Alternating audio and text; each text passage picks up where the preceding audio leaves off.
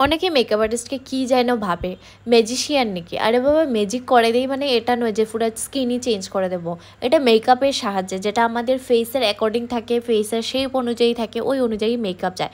টিয়ার proof, water proof, অনেক proof, sweat proof makeup করলে উঠবে না মেকআপ। কিন্তু 3000 আর 10,000-এর মধ্যে অনেক ডিফারেন্স থাকে। একটা ব্রাইড আর একটা নর্মাল একটা পার্টি মেকআপের মধ্যে অবভিয়াসলি ডিফারেন্স থাকবে, কারণ ব্রাইডের প্রোডাক্ট কেন উঠে যাবে, কারণ উঠবেই না। ও 10,000 আর 3,000-এর মধ্যে ডিফারেন্স থাকবে। তো যখনই ঘাম আসবে, তোমরা দয়া করে একটা ফ্যান, এসি নিচে যদি দাঁড়াও তাহলে ওই ঘাম শুকিয়ে যাবে। জল যদি পড়ে ওই জলটাও শুকিয়ে যাবে। হাত দিয়ে চুলকাবে, মেকআপ তো উঠবেই।